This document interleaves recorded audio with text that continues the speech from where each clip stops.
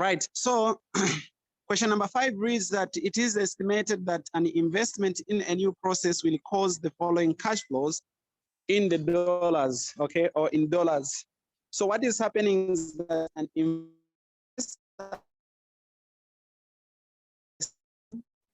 how much they will get an investment. So they have forecast the following cash flows that in year 0, this year 0, that you are seeing here, year 0 simply means the year when you are making investments. In the year when they are making investment of 600, meaning they invested 600, then the following year, year 1, they receive 100 kwacha, or not 100 kwacha, this is $100, and the $150 up to $200 from year number what? Year number 6. So these are future cash flows. They have just forecast this. You know, you can do forecasts from statistics. There is that topic where you learn how to forecast the, you know, the returns. You can forecast figures, you can forecast inflation, you can forecast GDP growth rate. There's just many things that you just try to forecast. Yeah. So what you're doing is the easiest way of doing it is that you can convert these rows into columns. Number 1, let's have the year here. We have the year. Then you have the cash flow here. We have the cash flow. Have the cash flow. Then from the cash flow, you have got the discounting factor, the discount at 15%. And then you have the present value, PV. Okay, that's what you're trying to do. Okay. So you have got the present value of PV. So in year number 0, the years that you have are 0, 1, year 2, year 3, year 4, year 5, year 6. The returns that you get in year 1, you get a 600.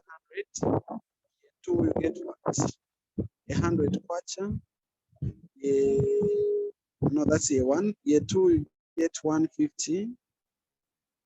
Year 3, you get 200 kwacha. And year 4, you get what? Get another 200. Year 5, you get another 200. And year 6, you get a 200. Okay. So from here, what you have to do is you have to compute a discounting factor. Now, what is a discounting factor? Remember that these cash flows that you have seen, they are in the future. Okay, they are called future cash flows. You have just made a focus of how they will be after, like the returns will be after these years. So what you have to do is to discount these cash flows from the future, you bring them into the present. That's what you're trying to. So how do you discount these cash flows from the future, bring them into the present? That is to get their present values. So you simply compute the discounting factor. And how you compute the discounting factor is by just simply saying 1 divided by 1 plus c r to the power n, where n is the year number and r is the rate of return. Like that's the rate of return that you're given. So for this project, we're given that the firm wishes to earn at least 15% per annum. So that is to say the rate of return that you get is what? Is 15%.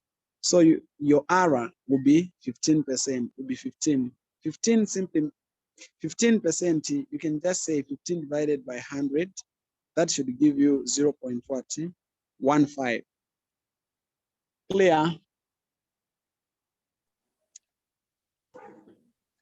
Yes, sir. Yes, Okay. sir. It's clear. So what you do now, down, I'm just showing you how to compute a discounting figure. So you say 1 over 1 plus C, our R is what? 0.15, right? This is your R. Is that a question? Okay. So what is 1 plus 0.15? This is 1.15, right? It's 1.15. It's 1 plus 0.05 is 1.15. So you can say 1 divided by 1.15. You get that to the power n. This is how you compute the discounting factor for each year. So what you're doing now for number 0, year number 0, you just put 0 here where there is n. Okay, you just put 0 where there is n. So you say 1 divided by 1.15 to the power what? To the power 0. What do you get as the answer? Somebody will have a calculator where they are and they are helping us to do these things fast. What do you get? 1. 1. You get 1 here, okay? Then for a 1, what you do here where there is n here, you just put what? 1. Where there is that, you put 1. What do you get? We are calculating the net present value, by the way. We are calculating the net present value of the project. So how do we do it? What do you get as the discounting factor for a number 1?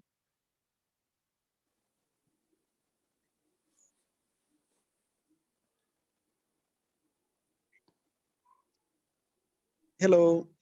0.8. 0.8. 69. 69. 565217. Okay, 56. Okay, you can just round off these to 2 decimal places so that to 3 decimal places so that it can be 70. Okay, just round it off to 3 decimal places. Round off the number to 3 decimal places instead of having a lot of decimal places. Hello. For a number, yes, madam. Hello. We can hear you. Yes, I wanted to find. Yes, madam, we can hear you. How did we find the 0.8? What did we do there? Okay, so madam, here, what we did in this same discounting factor, like where there is n here, we had to put the number of the number here is 1, right? This is year number 1. So you just put here to the power 1. So you solve this, okay, 1 divided by 1.15 to the power 1. That gives us 0.870 rounded off to 3 decimal places. Like punching, if you want to do it on your calculator, you can just say, for example, you can do this down part, get a number, then you say 1 divided by that number. But that's a lot of work. Yeah, you can still get to the discounting factor. Are you fine now? Yes, sir, I'm fine now. Okay. What is for a number 2? People can be just doing, you can do, others can be doing 2, 3, 4, 5, someone 5, someone is 6, so that we can just be asking the figures and we move fast. Year number 2, what is the discounting factor for year 2? 0.756. 0.756. What about year number 3? Anybody?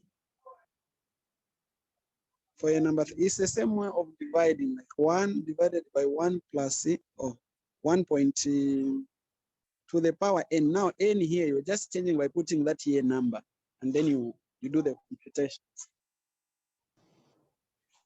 0.6556.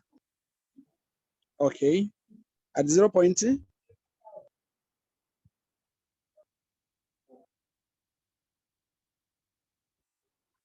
it is 0 point what? 0 point?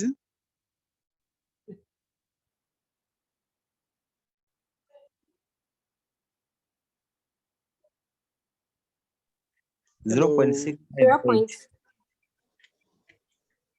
0.58. 0.58. Yes. 658. Or 658. Yes. 658. What about for a number 4?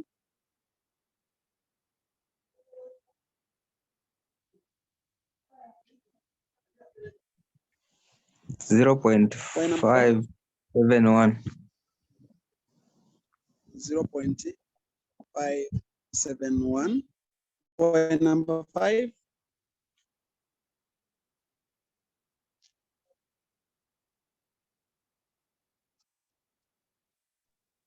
0.497.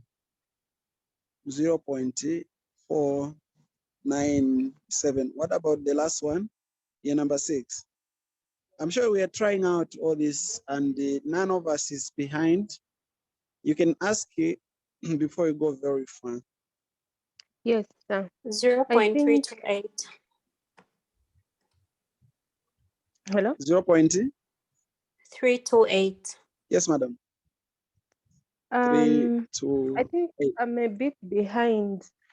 Can you just Yes, madam. explain?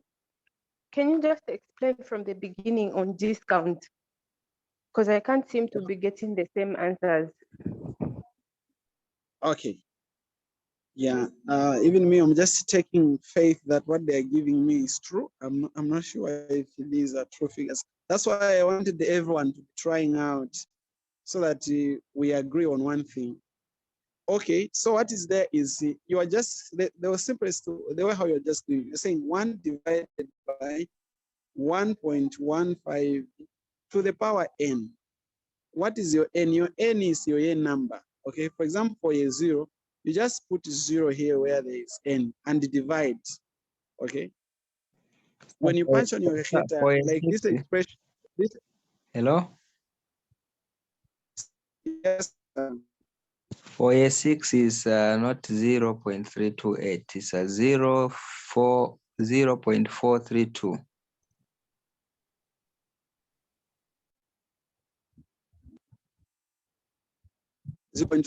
Anyone else confirm? That's what I found as well. And it is 0.432. 0.432. 432. Yes. Okay. Answering the question of the person who had asked it. So, madam, this we are trying to do. So, for the first one, you say to the power 0. Okay. You know that this expression down here, which is raised to the power 0, it shall be 1. So, it will be 1 divided by 1. That's how we find 1.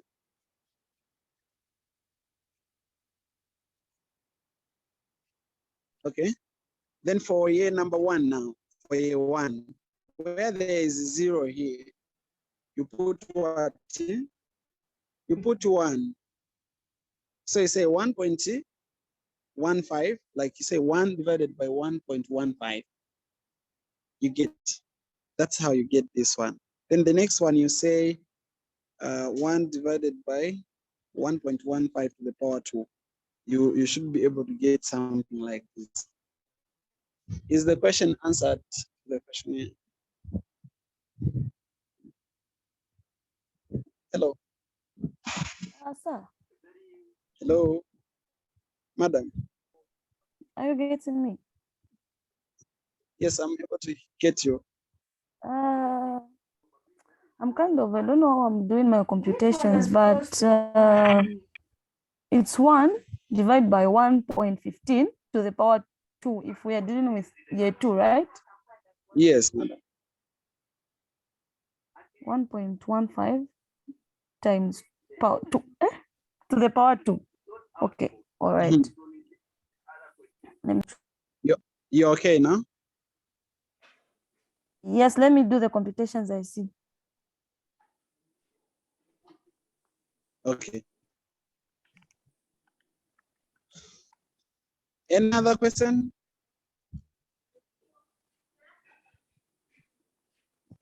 Okay. Assuming that the silence means that you are followed, then you can start multiplying the cash flow times the discounting factor. Okay. The cash flow times the discounting factor. So 600 times 1, it should give us what? 600. Now, 600. the point that we get is that this 600 is always negative. So you put it in brackets like that. Why should it be negative? Because the rate of is for the investor. Okay, as an investor, you're getting money from you and investing into a project. So, like the direction of money that is coming out of your hand is not coming to you. That's why it is always a negative figure. Or the money, like the cash flow in year 0, is a negative value. Is that clear? It's Hello. clear, Yes, sir. sir. It's clear. Repeat that. So 100 times 870. I'm saying that the cash flow in year 0 is always negative because the money is coming from the investment is coming from the investor. Like the investor is getting money from him and they put into the project. You get it, right? So money is moving out of your hands. Did you get that? Yeah, sure. Thank you. Okay, welcome. Okay, so what is 100 times 0.87? Should give us 87. 87. 48. It's 87. So, okay, what about the second year?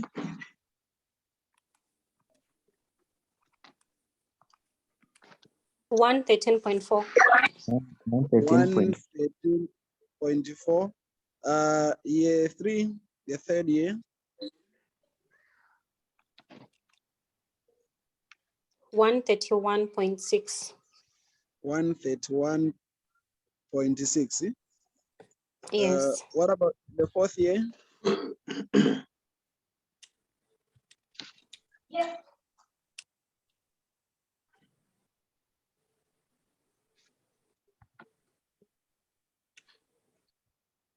The fourth year, anybody can do that? 114.2. Sorry? 114.2. Are we all getting the same? Yes. Yes, we are getting the same. What about the fifth year?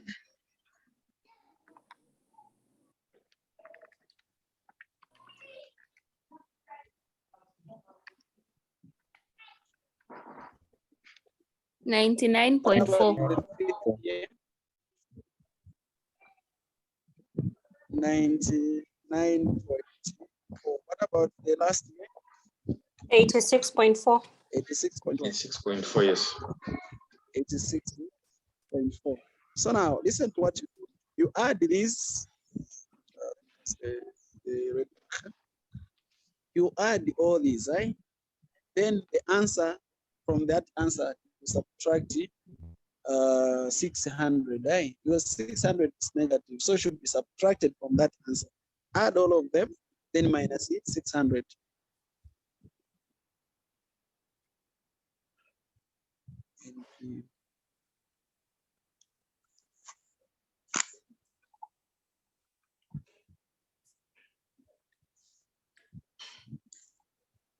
I have 32 on my end. I don't know about the others. Okay, what about others? 632.1. Okay, 32.1. What about others? 632.1. I Like found minus- 518.6.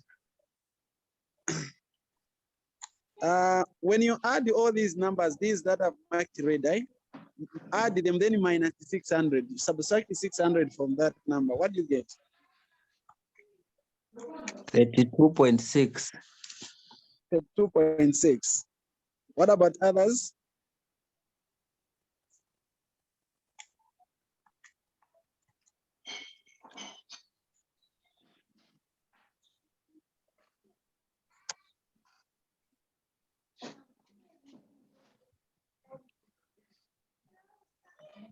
Hello? I'm still coming back to 32, sir. Is it still coming 90? 32. To 32 Okay, flat. 32. Okay. So anyway, let's say that the NPV is around 32.0. It can be different because it differs based on how many number of decimal places you have done, but it should be around 32. And maybe 32.1, 32.2, 2.3, at least around 32, but not 32.6 again. It's too much. So you've checked that this one is a positive value, right? It's a positive answer. So how you make decisions, you say, if you find that the NPV is positive, it means that the project is worthy investing. You get it, right? So the project is good, right? You can invest in that project if the NPV, the net present value, is positive. What it implies is that, you know, the money that you put into the project, the money that you invested is actually smaller than what you get as a return. So all these numbers that you get from year 1 up to year 6, those are returns, right? That's the total return. So once you total your return, then you subtract what you invested as your capital. You find that if you get the positive, then it means that the 600 is smaller than that number, right?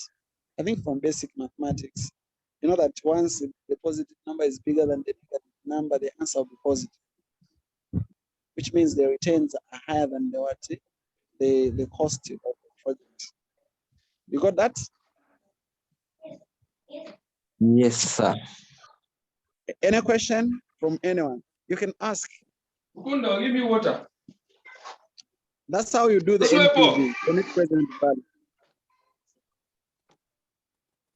Okay.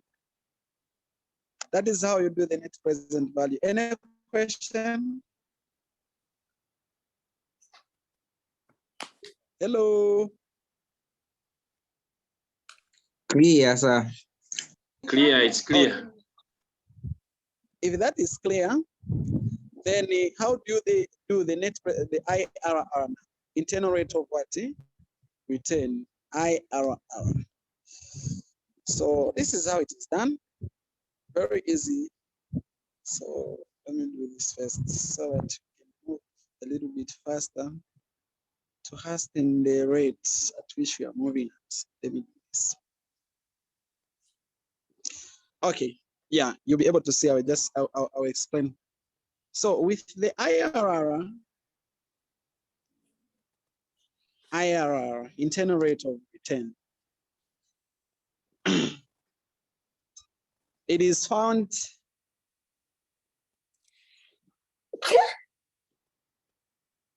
the internal rate of return is found using this formula. It's one of the formulas anyway that you can use to find the IRR. But the definition of the variables in the formula are the following. This A that you are seeing in the formula represents a lower rate of return with positive NPV. Listen, I'm first explaining the formula. The lower rate of return, which will give you the positive return. Then B is the higher rate of return that will give you the negative NPV. And P is the amount of the positive NPV, whereas the N is the absolute amount of a negative NPV. What does that mean? It means that you need the 2 NPVs, okay? You need how many? 2 NPVs. The other one should be positive, whereas the other one should be what? Should be negative, okay? From the formula, we are told that 1 NPV should be positive then the other one should be what? Should be negative. The first one that we were calculating is this one. We have found it is positive. Okay, according to me, when I was calculating, it gave me 32.2, but anyway, it can vary just as I explained. The first one that we're just from explaining. Then you also need to repeat the process, but the idea is that you should get a what? A negative NPV. Listen attentively. So how do you get the negative NPV? You look, the negative NPV or a positive NPV can be just gotten by adjusting this discounting factor. Okay, this rate that you have, the rate of return can be adjusted. Look, you adjust the rate of return. How do you adjust it? If you want, you are given a positive, right? If you find a positive NPV, then you want a negative, right? You increase the NPV 2 steps higher. Sometimes it can even be 4 steps higher. It depends. But most of the times you are recommended by first begin by 2 steps higher. It will give you a negative NPV. Then if you find a negative first, this first one you will be given, okay? This first return you will be given. It is there in the question, 15%. Then if you find that the first NPV is negative, right? You want a positive. It means that if you want a positive NPV, you have to drop the rate of return, the error, 2 steps downwards. Here I'll repeat. I am saying, if when you are calculating at first, you found the NPV which is negative, then you are looking for the one that is positive, drop the error, this rate of return, 2 steps downwards. And then if you find the positive, like us, we found a positive, we should adjust the error upward, 2 steps upward. Did you get that? Are we fine there? Yes, sir. Anyone who is behind from what I've said is that I can repeat. I'm behind, Saj. Kindly go through once again. Okay. So, sir, we said that we need 2 NPVs, right? 2 net present values. The other one should be positive. The other one should be negative.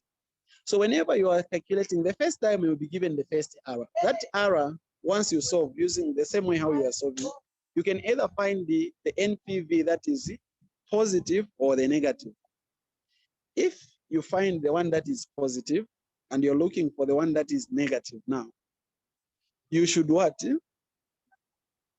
If you are looking for the positive NPV, what you do is you drop the error 2 steps downwards.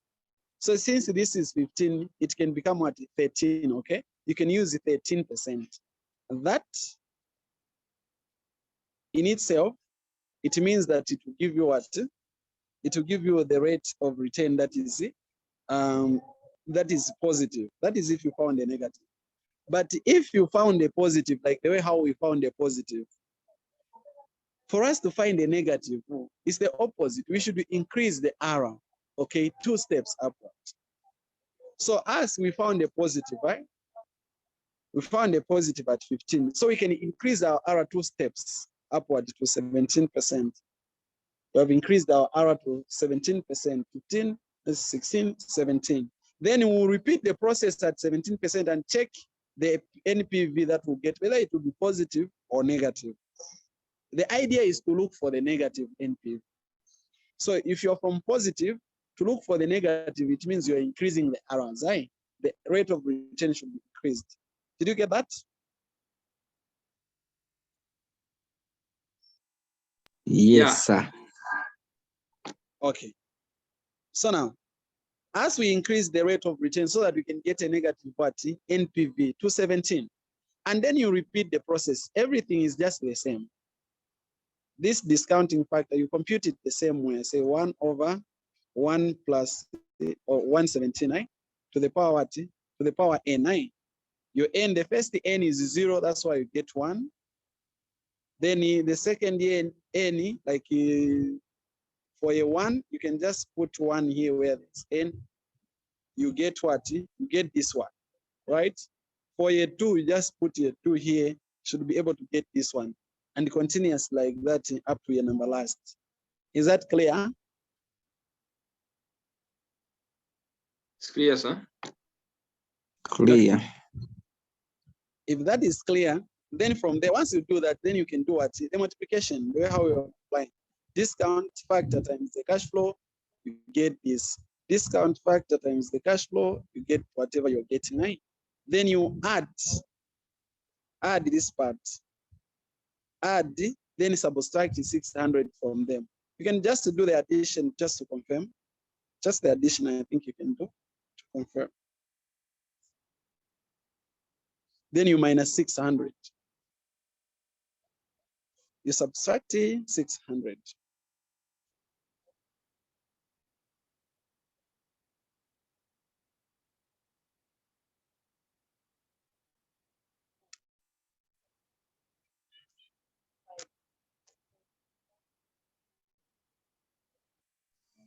It's giving What we- negative 4.05. Yeah, so it's just giving this same what. So this is then the negative NPV that we were looking for, isn't it? We said we were looking for the negative and a positive one, right? The first one that we found that on top, it was positive. So at least we have all the things that we need to compute what? The IRR. So IRR is given like this, okay? Our IRR is given like this. A, what is our A? Our A is the lower rate of return, which gives a positive what? NPV. What was the lower rate of return that gave us the NPV, positive NPV? It was 15%, isn't it? That was the rate of return. It was just 15%, right? Yes, When you sir. calculated at 15%, we found a positive. Then what is our P? Our P is what? Is the amount of positive NPV. When I calculated from my calculation, I found the 32.2. You can put the number that you found, but most of us, we found 32. So you can write that one. That is the positive NPV, right? Then the P again, you know, that is positive NPV. Then the N, this one, listen to the N. They are saying it is the absolute amount of negative NPV. Now, the word absolute simply means that it should be positive always. We know that it is negative, but you should always ignore the negative and write positive. Aye. That's how we wrote this 4.05 plus 4.05. Okay. We know that it is negative here, but we are writing it as a positive value because we need an absolute value. Then times the B1 is what? It is the higher rate of return with a negative. The highest rate of return that gave us a negative NPV is what? Is 17, right? 17%. It's the one that gave us the negative what? NPV. That is the one that gave us the negative NPV. And then A, it is the lower rate of what? Return with a positive NPV, which is 15. We already found that one. The one that gave us, the rate of return that gave us a positive value was 15. And once you're done computing into the equation, then you just solve, you know, basic algebra, you know. This is basic algebra, right? Basic algebra. Just do simple computations here. And it's 15 plus this part here gave us this, multiplied by 17 minus 15 gave us 2%, everything percent. Once you add everything, you get about 16.776% as the internal rate of return. Any question?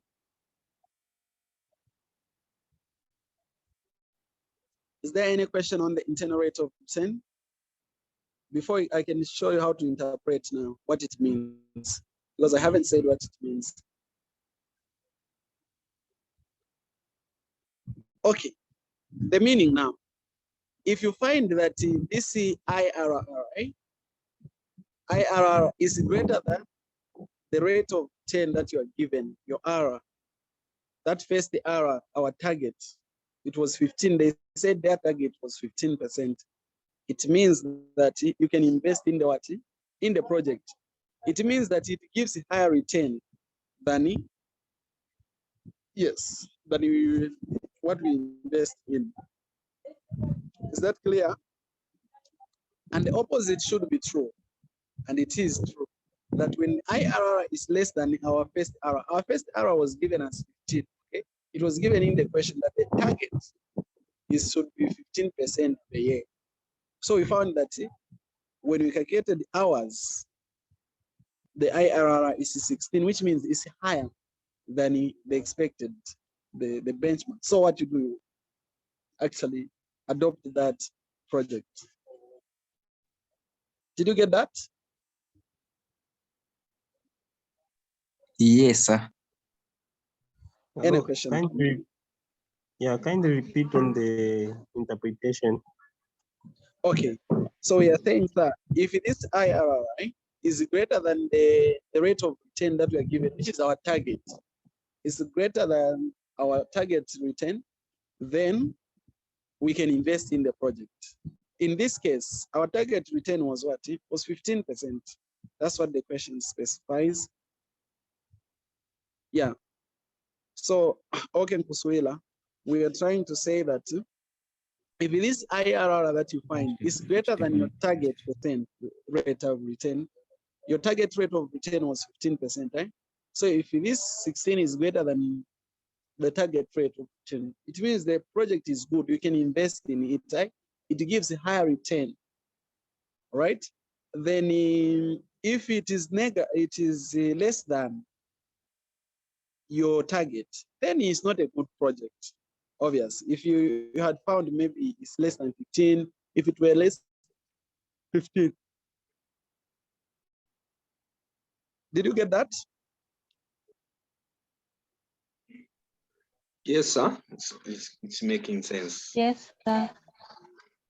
Is the questionnaire fine with the interpretation? Yes, thank you.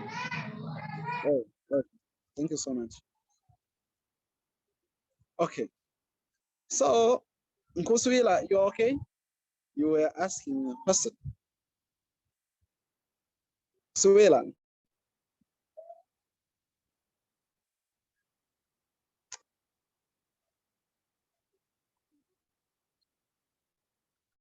Okay. All right. Then from there, at least I'm okay now. We have done investment appraisals that you never did in the, I think there is no video that has got this. None of them actually has that. The other thing that we had, let me show you this because I have to be getting the other questions we have. At least we have finished that one. That side, we didn't even finish this question. Those guys, they are interesting. Anyways, zeroing in again. Do we need again to do the simultaneous equation things, Kramer's rule? This is the thing that we did yesterday again and again. Should we do the same thing or we progress to something else?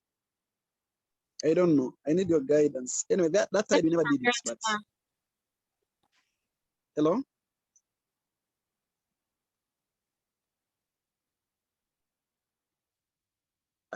I just want to get if there is anyone who is behind on how to solve all the three equations using Kramer's rule. Or we move Sir, on let's since go through this is the same thing. We go through it. We go through it, sir. Okay.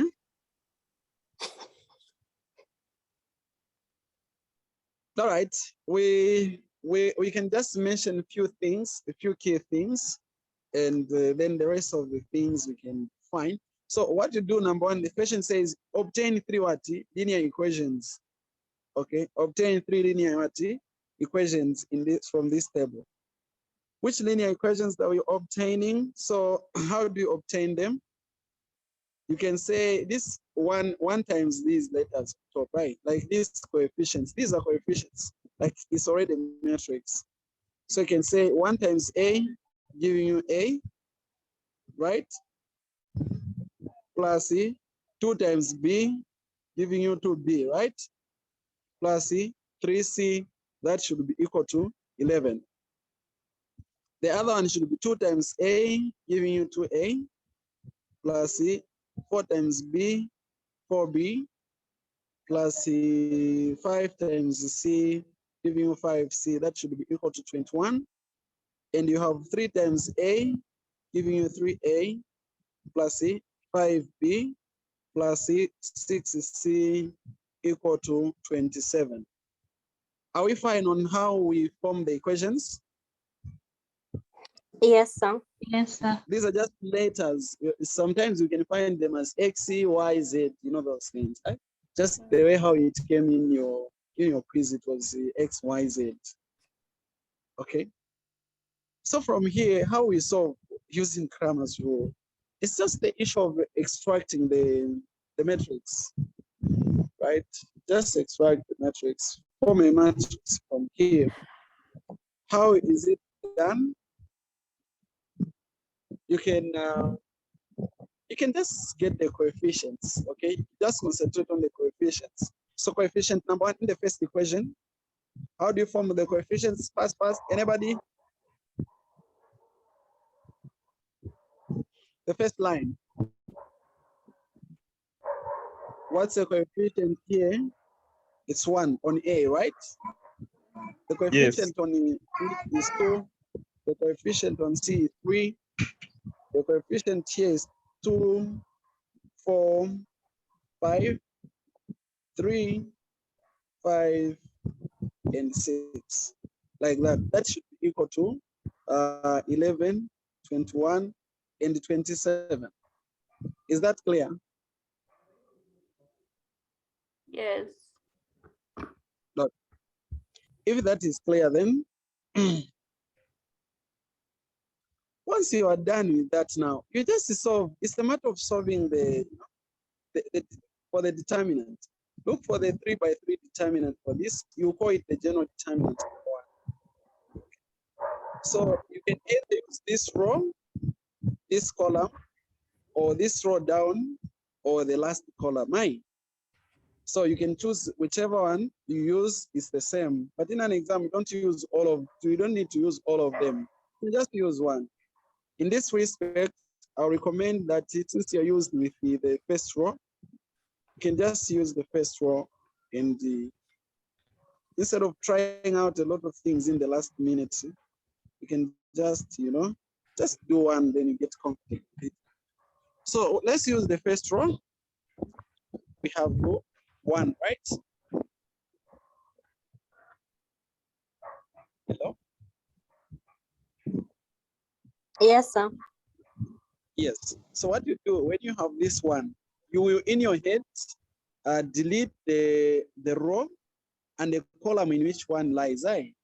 You remain with the matrix 4, 5, 5, and 6, isn't it? Yes, sir. Are you following? We have deleted these, they're not there now. We have just remained this one. So it forms a 2 by 2 matrix. Are we okay? Yes, sir. Okay. Then we go to this, since you're following this row, the following number is 2, 2 is positive, okay? So you say this positive times this negative here, there is an intrinsic sign here, negative. Okay, so you multiply by that negative. That should give you -2, right?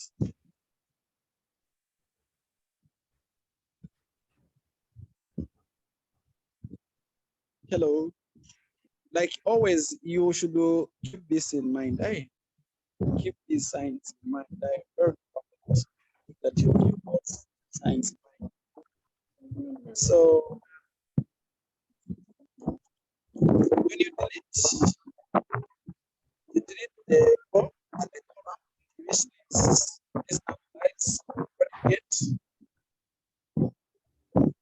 have 2, remain with 5, 3, and 6.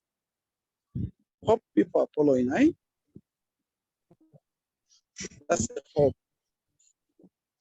Hello.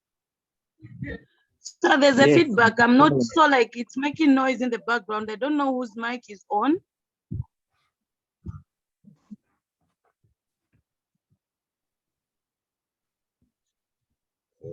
Okay.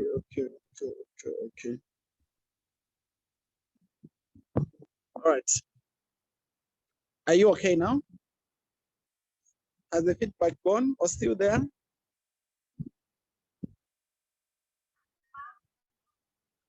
Hello? Okay. It's gone, So- sir. Then you go to what? To 3i. 3 is positive, so you say just say plus 3. Let me just erase these signs. You've seen them. 3 is positive. So you delete the what? The row and the column in which 3 is. You come up with 2, 4, 3, and what? And 5, like that. Are we fine with the way how we do this? Anyone the question? Hello. You're already Yes, sir. tired. We are following. We are You are following. tired. I thought you were already tired. So Very from fresh. here, what you do now? You multiply. You do the cross multiplying, right? Not cross multiplying. You will solve the determinant for this 2 by 2 matrix, right? For these 2 by 2 matrices, you solve for those determinants. How do we solve for the determinant to our son? Don't worry. You just multiply this major diagonal. We call it the major diagonal. Like when you cross multiply 4 times 6, then minus 5 times 5. Okay. So you start by writing 1 times what is 4 times 6? 24, right? Minus what is 5 times 5? 25. 25. Are we all following? Yes, sir. It's a good thing when you're behind just to say, but sir, we are not following. Then from here you go to 2 times 6. You know, 12. what is 2 times 6?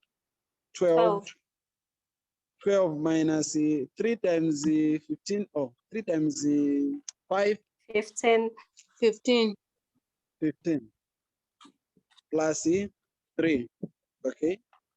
3 times 2 times 5 10. is 10 minus 3 12. times 4, 12.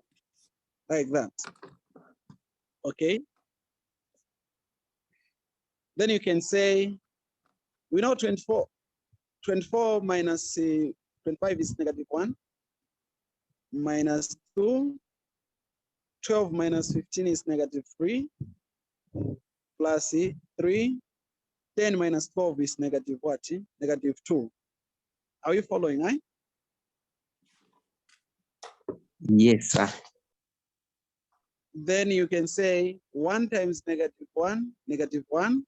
-2 times -3 is +6.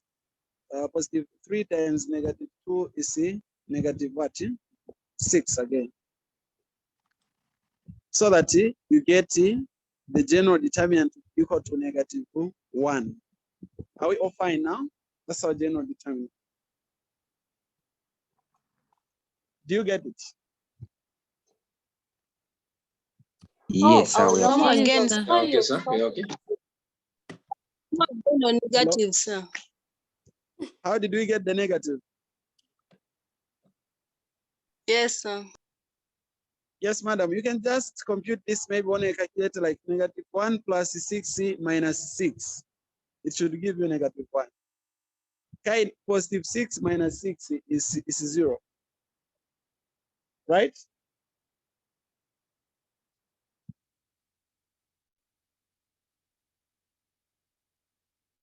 Did you get that? Hello. Yes, sir. Yes, sir. Okay. We have found the general determinant to be D1 now. Once you have done this, everything becomes very what? Straightforward.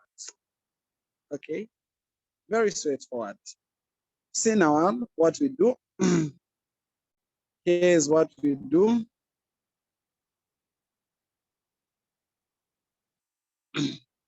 Here's what we do, number one. Once you find the general determinant like that, then you want to find the determinant for AI. It is called DA, okay? The determinant for A. You just find it by replacing this row for A. This one, you know that this first one was for A, right? This first one was for A.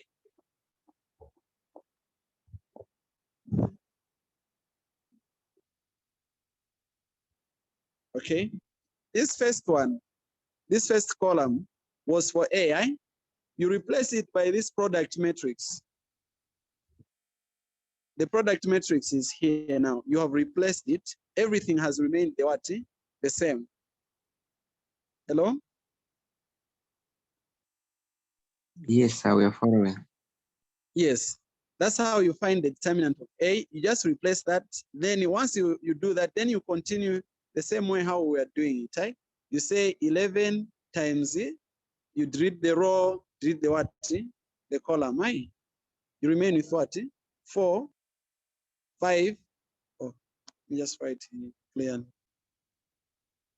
You delete the row, delete the column, you remain with what? 11 times 4, 5, 5, 6, right? Then minus 2, like this negative here.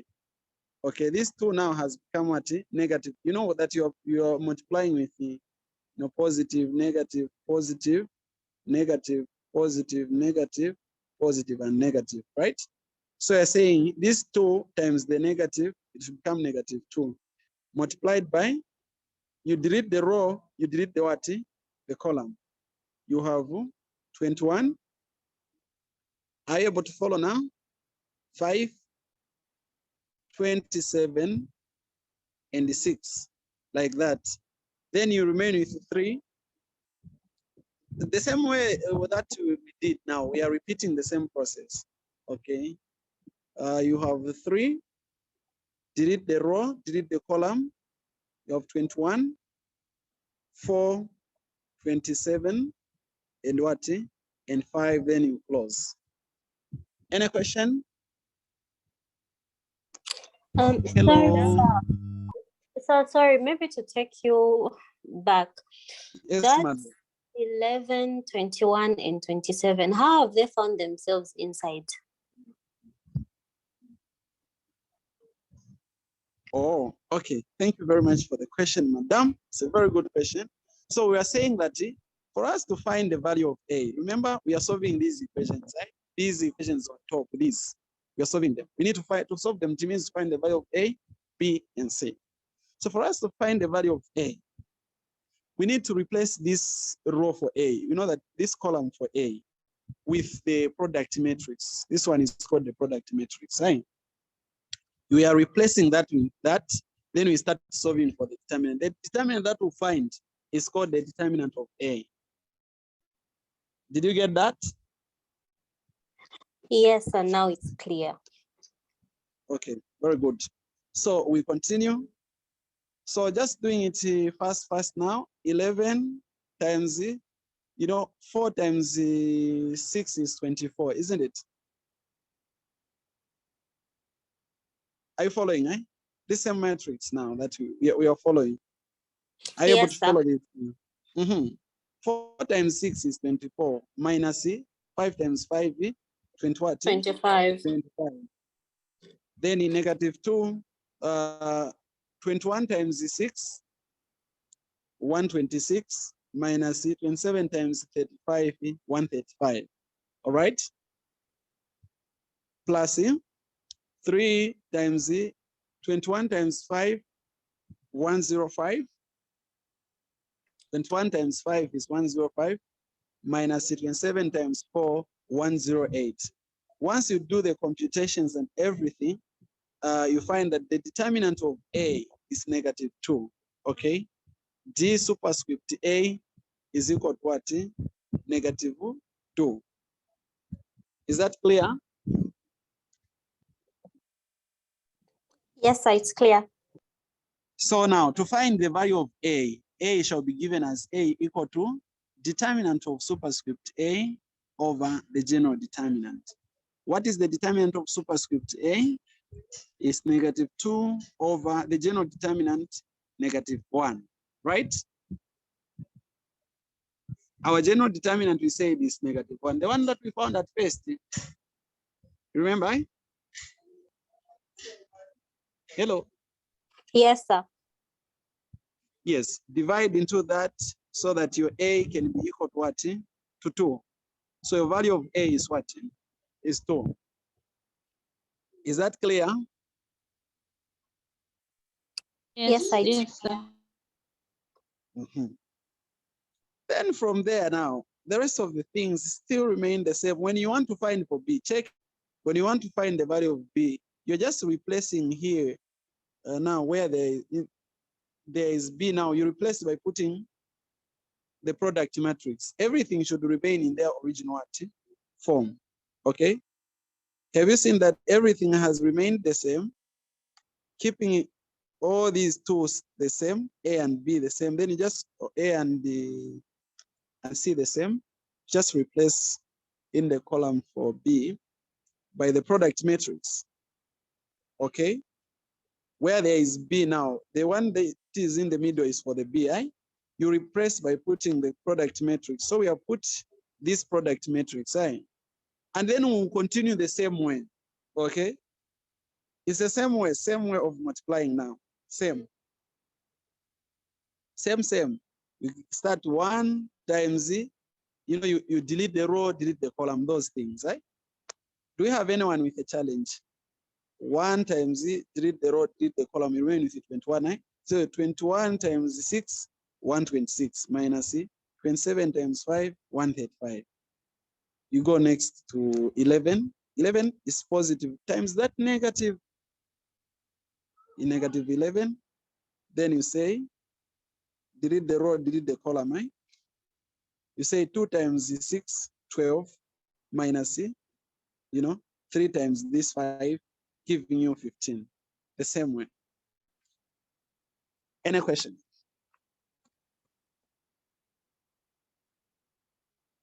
Clear. Hello. Does anybody have a question?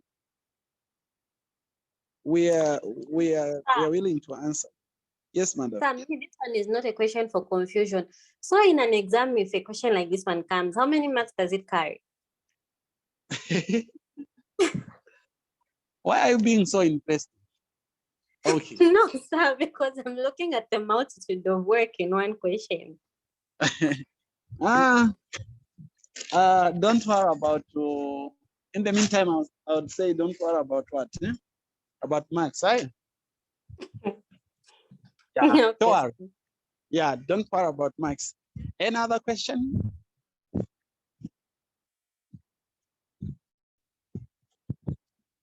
Is there any other question from anyone?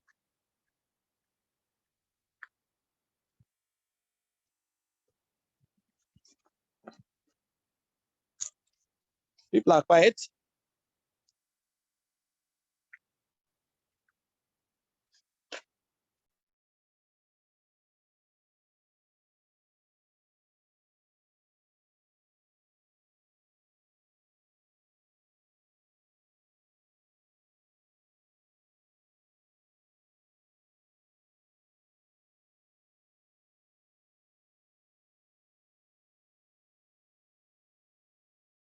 The sir had stopped speaking.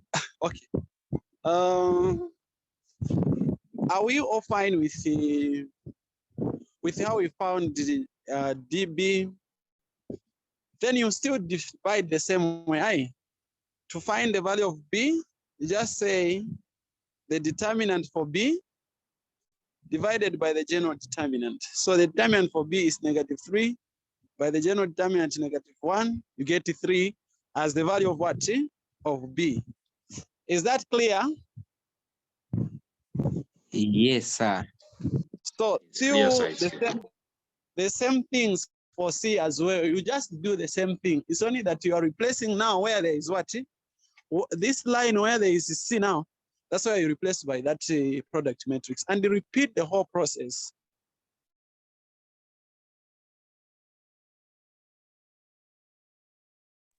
Understood. And no one has a question, sir, you can proceed. Okay. If the sir is allowed to progress, you can go to the question and check the other questions that you did with those friends from the online classes, from the physical days. Still here. Where is your assignment? Okay, assignment 1. Still with the assignment, that is how you solve using Kramer's rule. And then this one we have already solved it. Yeah. Alpha, beta things, we solved these things yesterday, right? The alpha, beta things. You might not want them again today.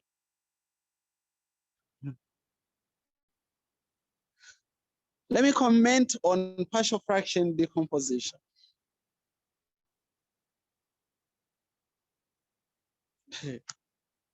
This is where our work is.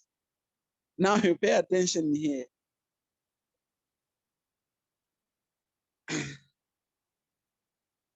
Yeah. Partial fraction decomposition. Where do you start from, sir? Explain. Okay, start like this.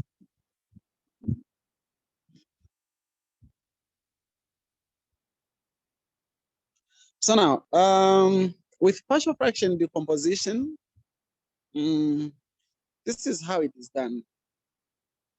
Do you remember? I'm just giving you a short background of where it came from. That at some point in high school, we would solve equations like this one. Then they ask you to do what? They ask you to find the x plus 3. They say, can you compose this as a single fraction? Remember such questions? Compose this as a single fraction. So now, the way how you would do it, check the way how it is done, check from where we have come from. This is where we're coming from. So that I want you to understand the background. The common denominator would be x minus 1 times x plus 3, okay? The same two things will be the common denominator once you multiply them. Then you would say x minus 1 divided by this side into the denominator. What do we get? X minus 1 into our common denominator. X minus 1, x plus 3 divided by x1. This is what I'm asking for. X minus 1. X plus you find that get x x plus minus 3. 1 and it will cancel, right? Then you remain with the x plus 3i. Then x plus 3 should be multiplied by 2 here. So you say 2 times x plus 3, like that. Then plus this x plus 3 now into this denominator, okay? This denominator divided by x plus 3, what do you get? X plus 3 and x plus 3 goes, right? We remain with x minus 1, isn't it? Hello. Yes, sir. Yes, sir. Then this multiplied by 3, you have 3 times x minus 1. You close like that. So what you do from here, this is what you just do. What you just expand. 2 times x, it is 2x. 2 times 3 is what? Is 6. 3 times x is what? 3x, and 3 times -1, -3, like that, over the same denominator. X plus 3. Following? Yes, sir. Then here you can collect the like terms, right? Those which have got x are the like terms. So you can say 2x plus 3x giving us 5 what? 5x. Then 6 minus 3 giving us what? 3. Over x minus 1, which is the same denominator, right? Like this. This is your answer. Like you have combined this into the what? Into a single fraction. Now, the idea of partial fraction decomposition is to break down this number. Let me use the red marker so that you can understand. To break down this expression back here, we want you to leave it here. In high school, you are moving from here to here, but now we want you to move from here back to here. Did you get the introduction? You are moving back to this one from here. That's what you're trying to do. Got it? Yes, sir. Yes, sir. Okay. If you got the introduction, then we can now start. Now, listen to the rules. Number 1. The first thing that you do is to check the what? The denominators. Check the denominators that you have. For example, check the denominators that you do what? You have. If they are the same, like the highest denominator, of course, the highest power of both the numerator and the denominator is the same for the numerator and the denominator, then you have to divide, number 1. If you have same, for example, here you have the highest power here is 3, right? And even here, if you had the 3, you needed to divide this expression. Okay? At the same time, if you find that the numerator has got the exponent, which we call the power, the highest power, which is higher than the one for the denominator, like the way how it is now, that the highest exponent we have in the denominator is 2, less than 3. You have to divide this lower expression into this one. You didn't get that one. So you can repeat. We are saying that if the highest power, they are just the highest powers, maybe they are just for these variables, right? Let's say they are just the same, maybe x to the power 3 over maybe 2x to the power 3. You divide, okay, because they're the same powers. Similarly, if you find that the one that is on top is bigger than the one that is down, you still have to divide. Did you get that? Yes, sir. Okay. Now that we have learned that in our case, we have to do what? To divide, isn't it? We have learned that in our case, we have to do what? To divide, because this one which is on top is higher. So we are dividing this expression into that using polynomial functions. This is where you will now apply your polynomial functions, right? How do you divide these expressions? X squared plus 3x plus 2. Use long division, okay? That's the easiest. You can use long division, x squared plus 3x plus 2 like this, divided by what? By x to the power 3 minus 2x. Now, listen, before you can confirm this, what is there is, the rule is, these powers should be arranged in descending what? Order up to the constant. Hello? The powers have to be arranged in descending order up to the constant. So this is power 3. The next one should be power 2. The other one should be power 1. Then you have the constant, which doesn't have data. For that reason, we will rewrite this part as plus 0x to the power 2 plus again, no minus 2x, which is to the power 9, minus 2x, x is to the power 1, then plus 0, the constant. There is no constant. There is 0 constant. Have you seen the way how we have arranged? The idea is that the powers should be always moving in this descending order up to the constant. Did you get that? Yes, sir. I know it might sound new. That's 0x to the power 2. Yes. 0x Okay. to the power. What we are trying to do is just to hold this position so that you can multiply very well. You are going to see when we start solving, right? Otherwise, 0x to the power 2 is still 0. There is still nothing. Nothing, we have not changed anything, okay? You know that once you multiply 0 times x, it will be 0 still. But we just want you not to get confused when we start rearranging and multiplying. Right? That's why I say always rearrange the powers. You got it? Yes, sir.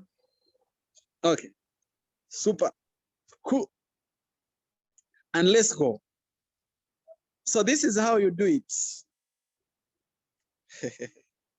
This is how it is done. It should be done like this. Let me use a broom. You start with this into this, okay? So x to the power 3 divided by what? X squared. You get it, X to the power 3 into x squared is what? What do you get? Hello. X cubed. X. It's just x, isn't it? Yes. Just get x. Okay? Just get x. Then you start dividing. You start multiplying. Hey, remember how we were doing it? Y is x times x is to the power 3. It's what? Oh, x to squared, sorry. X times x to the power, like x times X cubed. Like x times x to the power 2. It will be x to what? X cubed, isn't it? Like since the bases are the same, you just add the what? The powers. You remember those principles from indices, right? Okay, don't worry if you can't remember the indices, but believe that that is the truth. Don't worry, don't panic very much. Just take it easy. And so that times that is x what? X cubed. You're following, right? Then you say this same x times 3x. It will give us what? 3x squared, isn't it? You know the basic process of algebra. Just multiplying letters and signs. X times 2, what do you get? 2x, isn't it? Yes. So from here, what did we use to do? Just the same how we are doing it to lower prime. We subtract, right? The same math for lower primary. So only that this one now we are dealing with the equations, not the way how we are doing it at the lower primary. So we do what? We subtract. We are subtracting from, is it from the right or left? How did we use to subtract?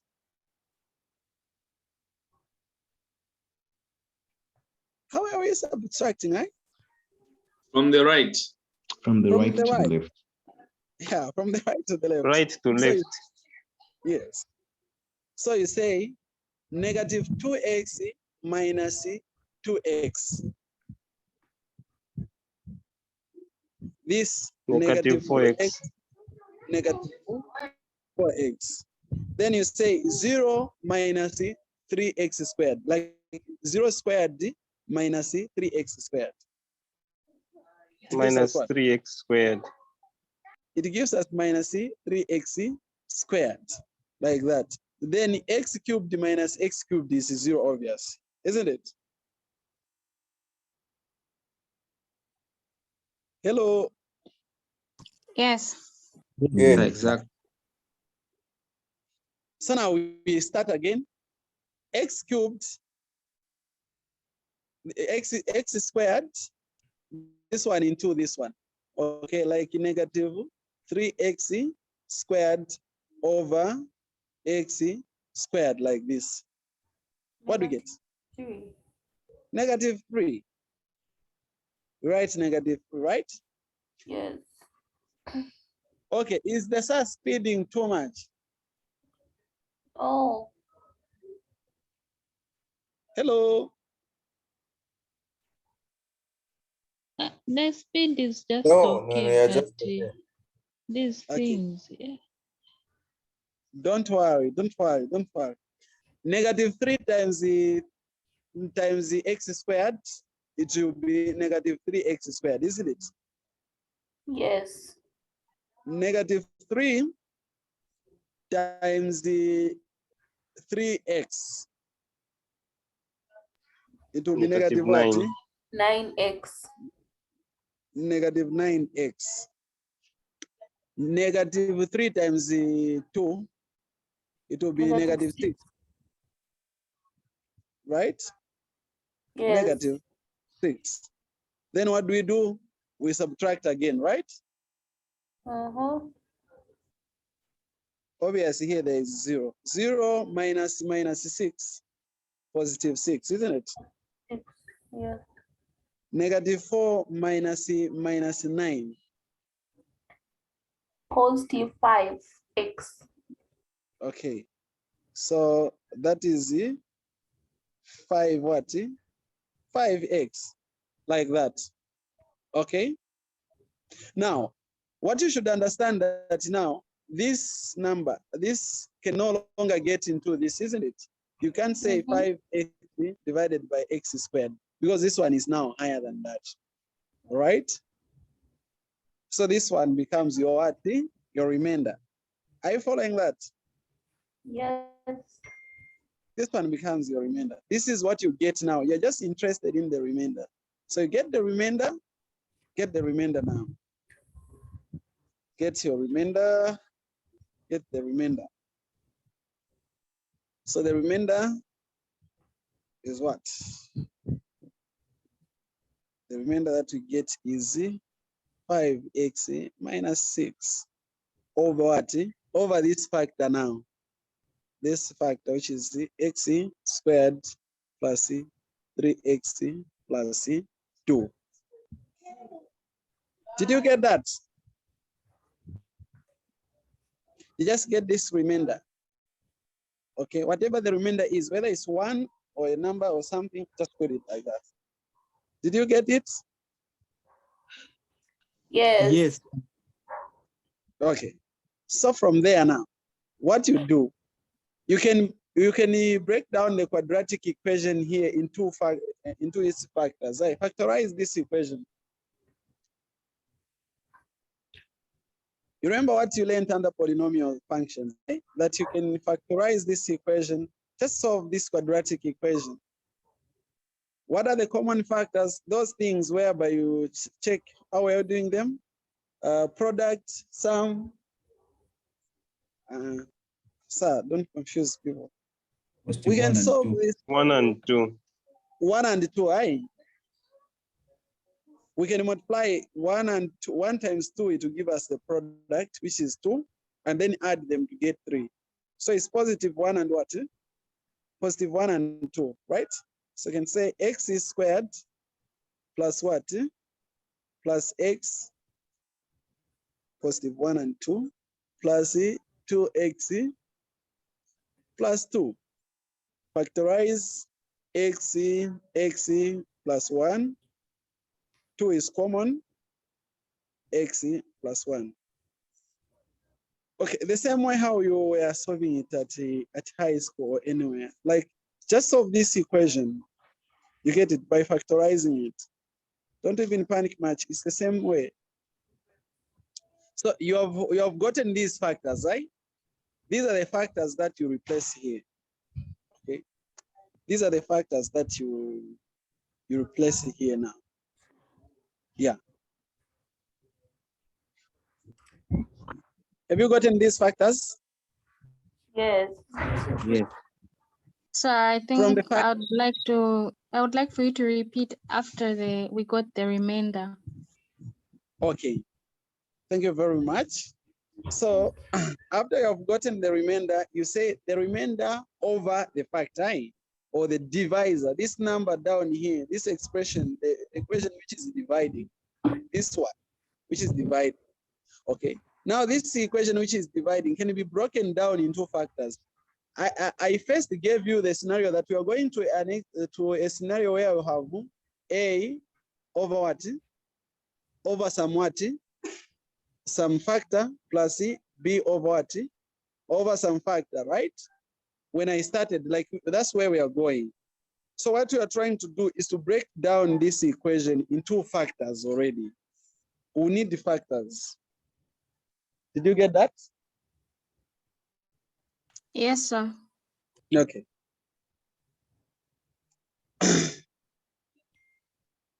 If you got that, then we are good to go now. And you pay attention to what they sound saying.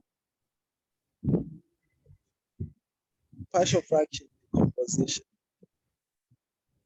X plus 1, like that. Then you will say is equal to a, the other one. Remember those two numbers, those two numerators where you're going. Eh? I gave you the picture of where you're going. So the other one, you name it your a over this first factor, which is x plus 2 plus the other one, you name it as b, b over this other factor, which is x plus 1.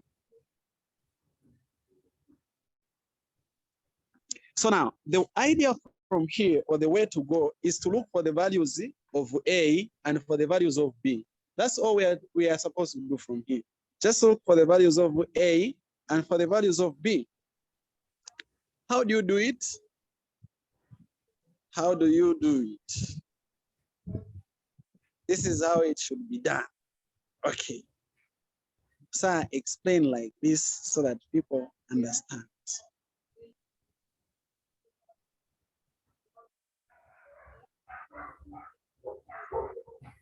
And you should not panic, eh? Exams are made easy. That's what you should do. Not to panic. It's a good thing. So what you do, you multiply both sides by the denominator here. This denominator here, that I've underlined, eh? You should multiply it here throughout the numerators. So you do this, x plus 2 and the x plus 1, like that. Obviously, it will be over in this one. Did you get that? No. Okay, thank you. So what you do, this denominator here that you have, you will multiply it throughout the numerators, all the numerators, right? So it shall be, it shall come to pass that when you multiply, for example, this part times this part, it will be here, right?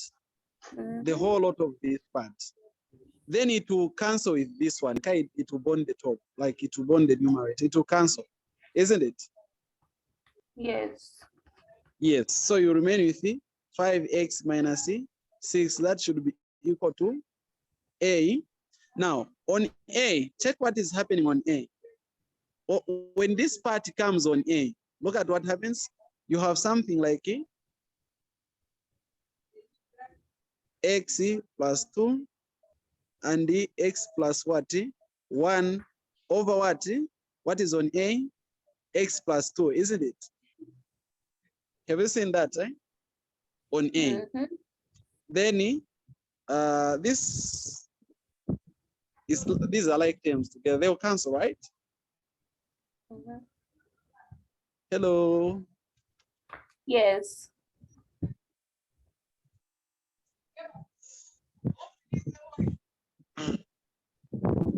So what you remain with, it is x plus what? X plus a. Like x plus 1 on A. That's what you're going to remain with. You have x plus a plus 1. Then plus b. Then even on b, you do the same, right? This same expression will come here on b. Then what will happen is that this x plus 1 and x plus 1 will cancel, right? You remain with x plus 2.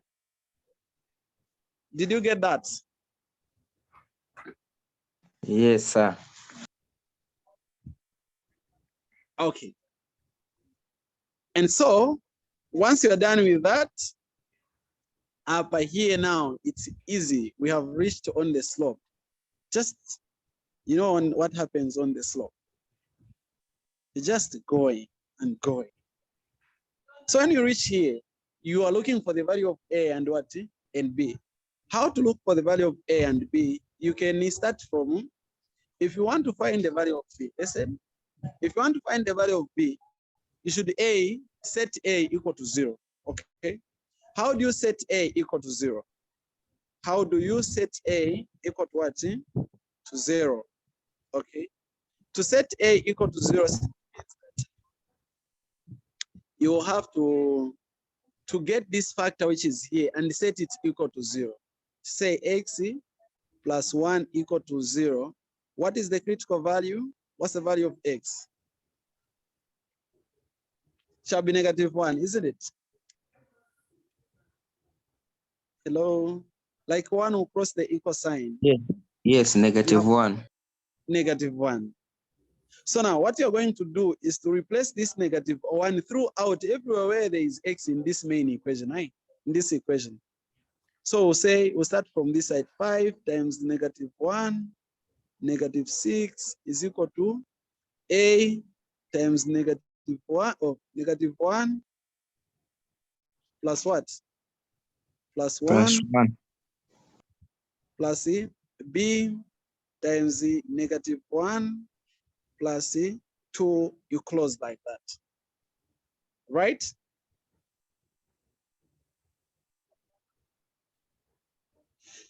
And so from here, you can say 5 times -1 is obvious -5. -5 times -6 is -11. That should be equal to this part will give you 0. Like -1 plus 1 is 0. Okay. Then the B part will give you what?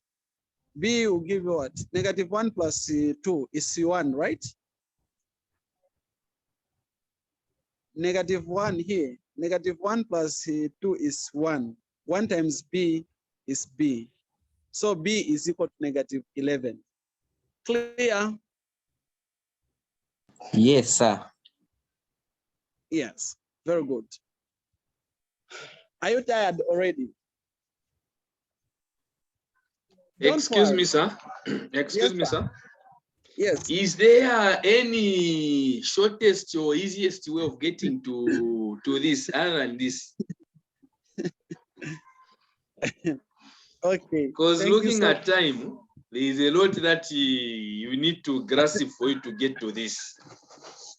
Okay. Thank you so much for the question, sir. But in the meantime, I think this is the easiest way. The other one I know is the longest. Yeah, I think this is the easiest way. It's only that maybe you are seeing the partial fractions for the first time. Does it mean the professor never talked about partial fraction decomposition? Or am I the first one to talk about it? Maybe I'm teaching what he never taught, but these things are there in the assignment. probably he expects you to know, right? I don't know, I seek guidance. I'm seeking guidance.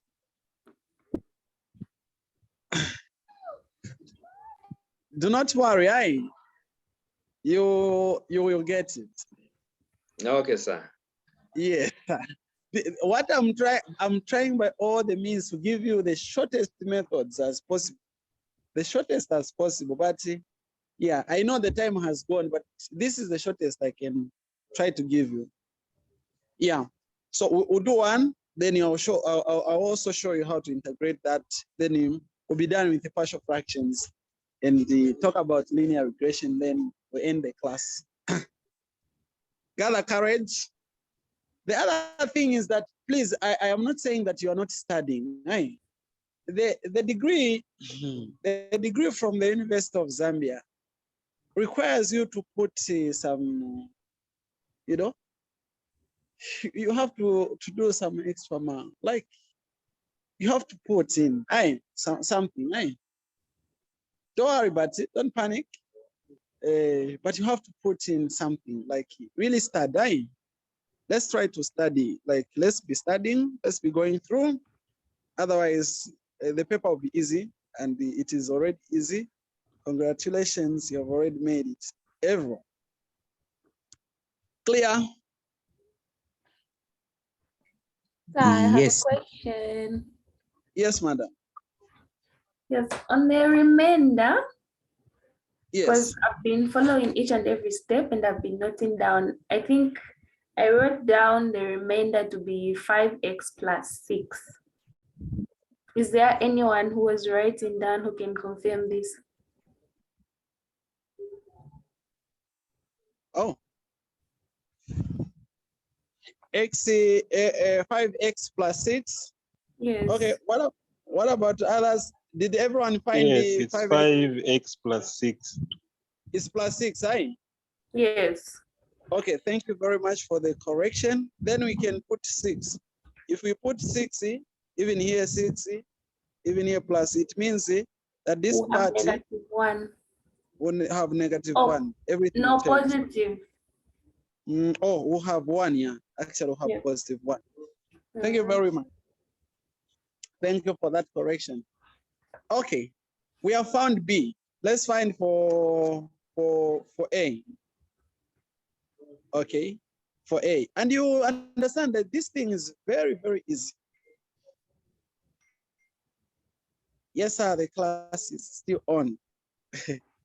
For us to find A, it means we set B now equal to 0. So say x plus 2 equal to 0.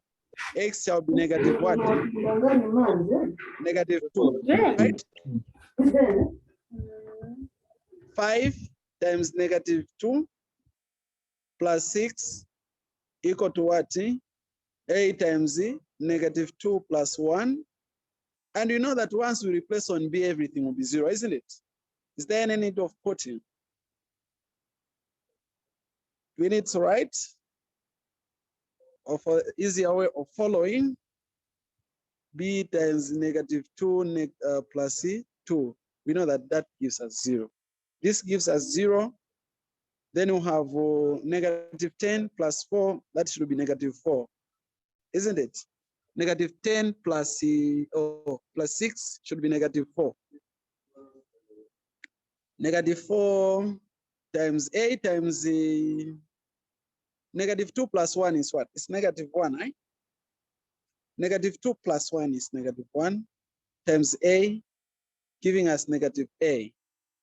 So that our A can be equal to what? To 4. Is that clear? Our A is equal to 4. Is that clear? Yes, very clear, sir. Hello, is everyone fine? Like we have reached. We have reached. Hello. Yes, sir, we are following, and it's very clear. Okay. And now, what we are going to do now is to replace into this where there is A with what? with the value of A, where there is B with the value of what? With the value of B. Have you seen now how easy it becomes? What is the value of A? 4. You put 4 here. And what is the value of B?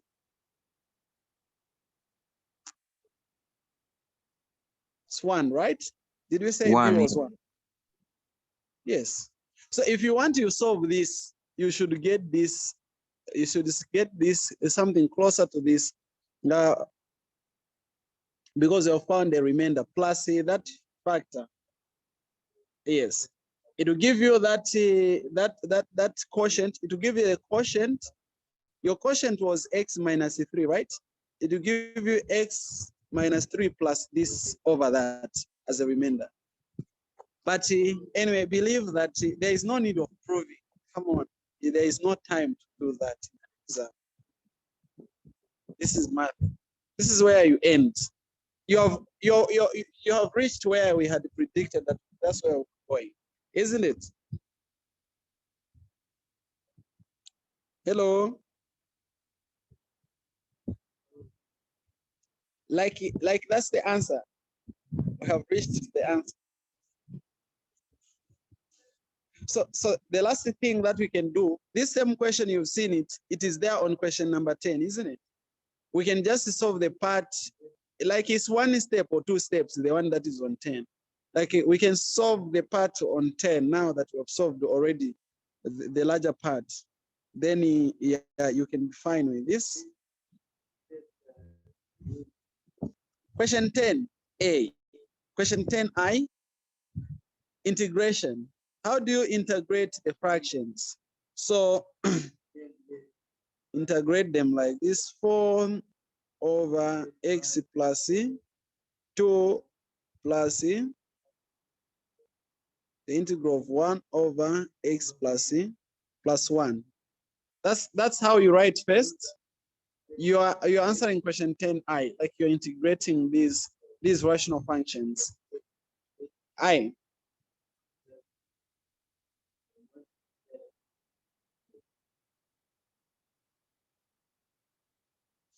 Hello. So I have a question. Yes, madam. Yes, so you're saying this answer that we found here, where A is equal to 4, B is equal to 1, if we replace it on that fraction, like on those two, like that, then we're done with the question. So now what happens to when we're dividing x squared plus 3x plus 2 into x cubed minus 2x? What happens to that quotient, the one we found on top, the x minus 3? Oh, what happens to the quotient?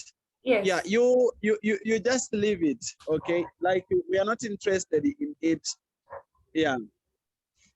You just leave it. You concentrate on the remainder, like, because once you have divided, it means you have broken down the, how do I say, this complex number, and you have reduced it. That's what was the whole idea of dividing, to reduce the expression, and it was reduced into that. So now, isn't it that the answer we find, like here, we have to, how can I say it?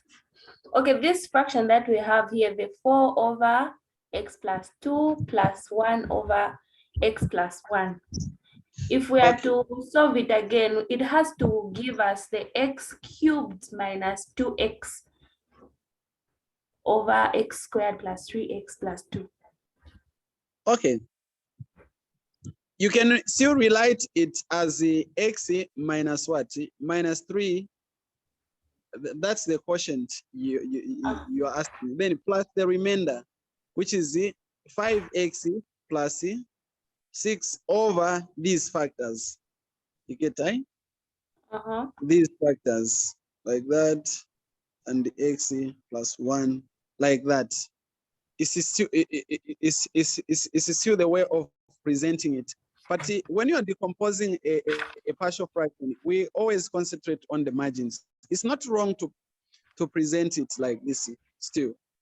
you can still present it like that, this part. But for you to reach to this solution, you need to first leave this part and solve this part.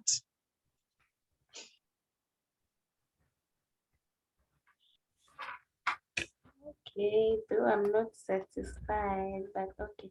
Because in this assignment, for me, my answer, the one that I found, was 3x or x minus 3 plus this fraction. And it was x? X minus 3 plus 4 over x plus 2 plus 1 over x plus 1. Then you integrate the whole.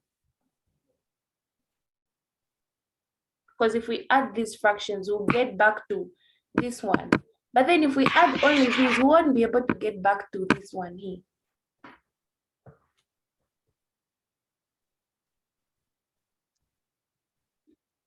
I don't know if I'm getting what you're saying anyways. Okay, we can move on. Okay.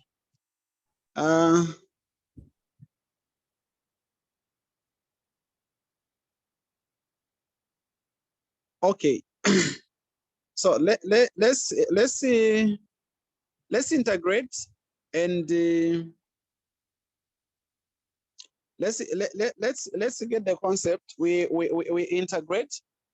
I'm getting to hear what Willa is saying here. So just trying to figure it out. But anyway, this is how the solution was presented.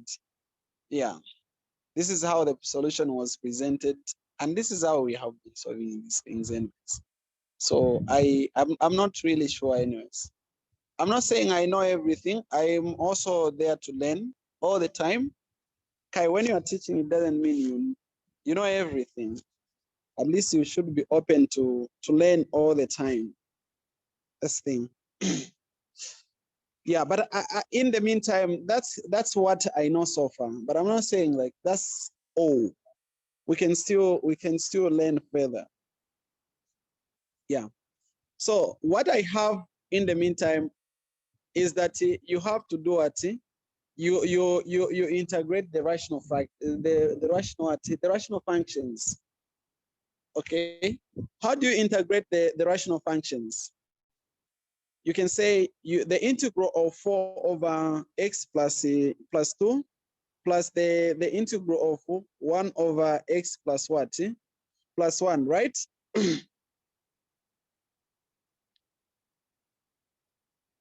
Hello?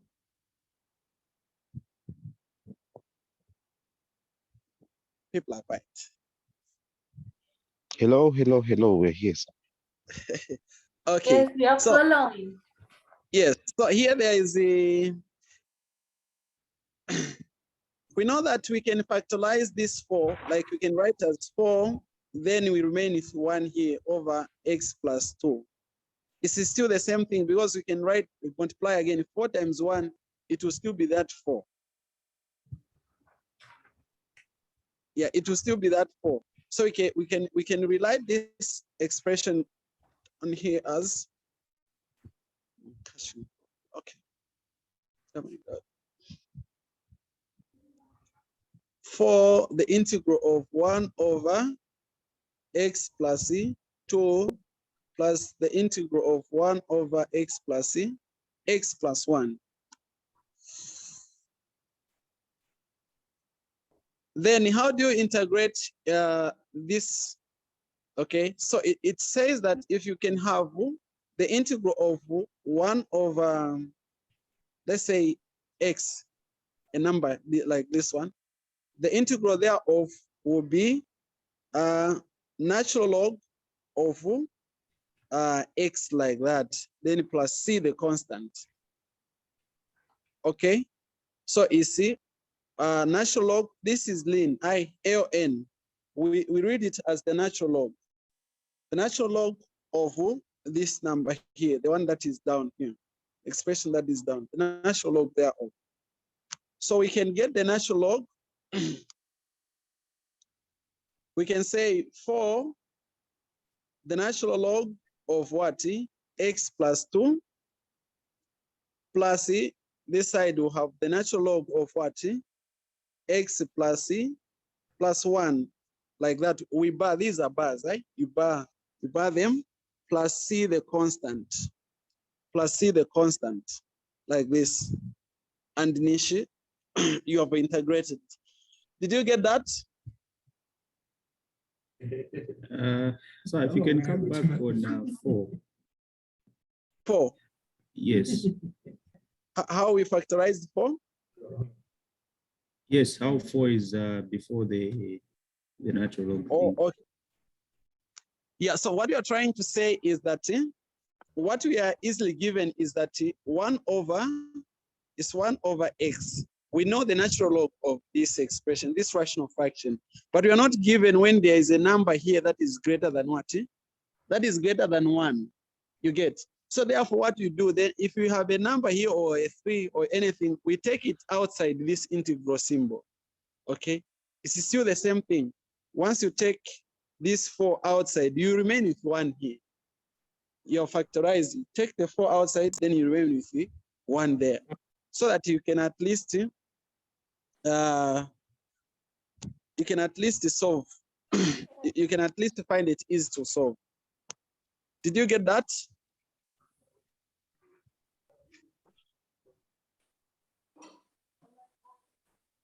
Hello. Hello, sir. Hello, sir.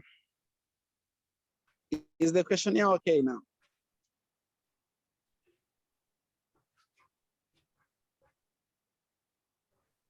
Hello?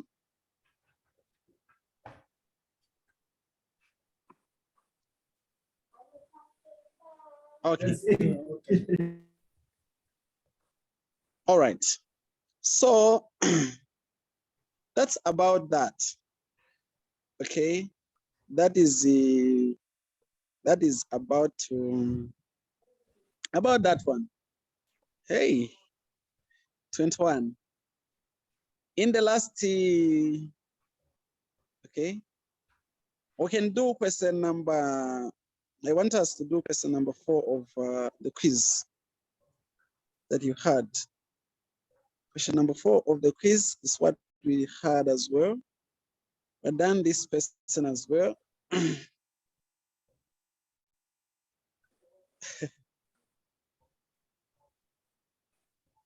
Okay. Don't be tired too much, like we are ending soon. I know you are tired of listening. Don't worry. Don't be tired, okay? Are you there?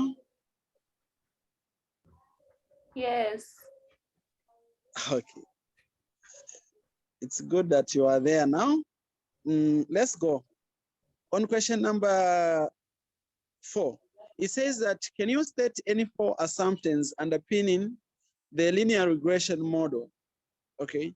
I want to talk about regression analysis in advance. Yeah, here. So can you state the 2 assumptions underpinning the linear regression model? So the linear regression model, first of all, it is assumed to be blue, right? So what does it mean to be blue? It means that it is the best linear and biased estimator. Best linear and biased estimator. The common assumptions underpinning this one are the following. Number 1, there is the assumption of linearity. Linearity. Okay. The question is just saying state, right? Linearity. Okay. So in short, we are saying that the model is linear, like the variables. That is to say the parameters, yeah, they are linear. They are linear. So what did you define the blue acronym as? Like the best linear and biased estimator. The best linear and biased estimator. Number two, Thank you. homoscedasticity. Homoscedasticity. Yeah, like that. Homoscedasticity is another assumption that we make about this particular model. Anyway, it's only that these same things. I'm sure you have seen the solutions of the what's this? The quiz, right? I sent the solutions of the quiz. Should be yesterday. You've seen them, right? Or others haven't seen them? We've seen Yes. them. Yeah, they have these explanations anyway. That's yeah, there are much explanations, amplification on the same, like and from homoscedasticity, what else? Normality. Normality, and what's the last? I've forgotten the last one. What's the last one? Therefore, yeah, the last one has gone out of my head. Yeah, but they were just supposed to be two. But in that in the answers that I've given you, I gave maybe about 5 of them. So you can just choose any of them, right? Is the Independent. Yeah, independent, right? Independency, all those things, right? Independency of the variables. Is that clear? Yes. Hello. Yes, it is. Yes, thank you. And let's go to the B1. The monthly salary that an employee is entitled is thought to be dependent upon the worker's years of education and the years of work experience. The multiple linear regression model is given below. Number one, the salary is this one. Like the salary is estimated by this model, okay? The salary is estimated by this particular model. That is to say, it is dependent on the 2 factors that you call them independent factors. Okay, these factors where upon which this salary, which is our dependent variable, is dependent on, are called the independent variables. So the 2 independent variables that we have from this multiple linear regression model, we have years of education and the years of work experience. Those are the 2 independent independent variables that we have. These independent variables, they are also called the influencing variables. They try to influence a given variable. In this respect, you're talking about salary, right? Salary is being influenced by what? What? By years of education and work experience. So what is there is from this model that you are given, you can create a legend. You can say let what? Let's say y equal to what? To salary, right? Which is the dependent variable, isn't it? And then you say, let x1 equal to one of the independent variables, which you would call maybe years of education. Years of education. And then x2 can be given as what? Years of what? Work experience. Work what? Work experience. Years of work experience. Have you followed that?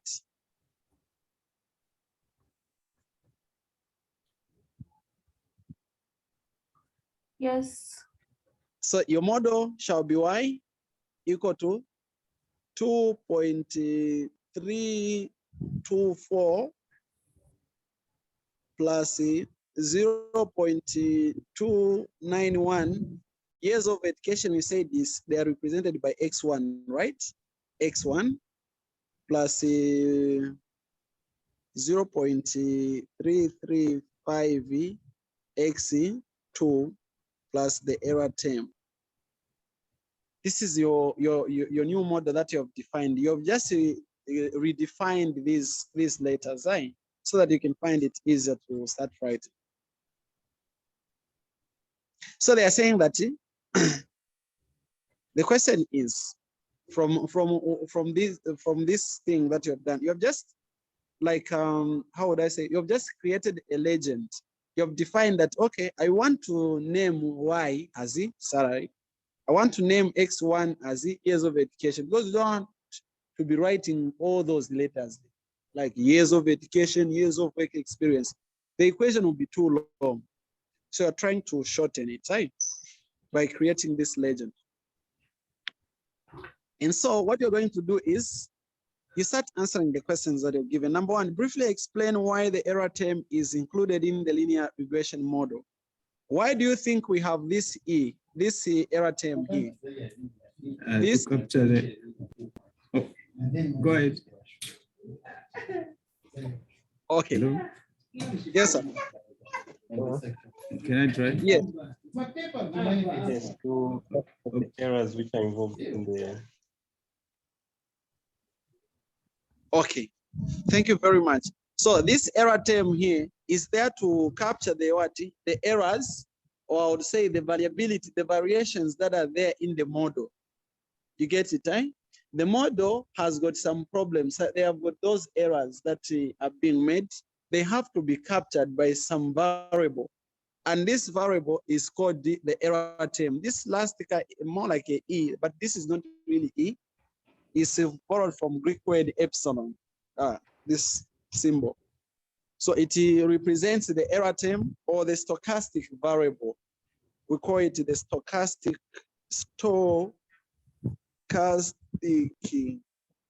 Others call it stochastic, but this is not stochastic. Stochastic variable. Did you get that? Hello. Yes, sir. Okay. Okay. Thank you so much. So now, can you estimate the salary for an employee with 12 years of education? The years of education are what? Are 12. So we have defined the X1 to be years of education. It means that in this same model, we will write where there is where there is XC1, which is the years of education, we'll put what? 12, right? Years of education, 12. Then continue writing plus 0.335 times the X2 is what? The work experience, which is 6 years, plus this error term. Okay. What do you find? When you compute everything, like on your calculator, straightforward.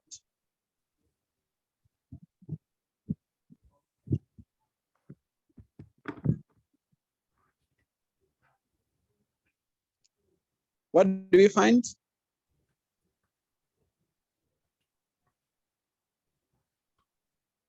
Hello.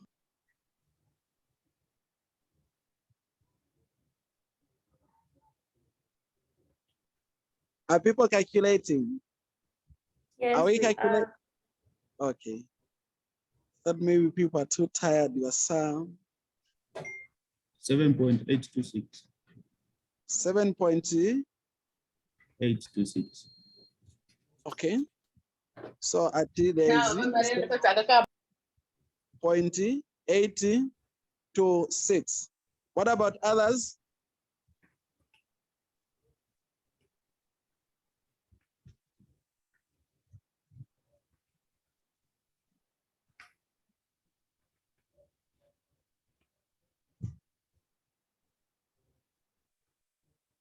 Okay. It's 7.826. All right. So now, they have said that you should express your answer in what? I've found in dollars. Yes. 10.84. 10 point.